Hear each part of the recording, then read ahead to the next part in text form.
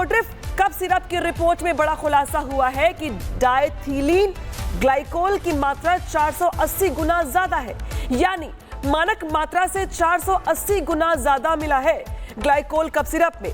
और इसी वजह से ये जो गड़बड़ी सामने आ रही है, जिसमें अगर बात की जाए मात्रा की तो 0.10% मात्रा होनी चाहिए, लेकिन 480% ज्यादा मात्रा है।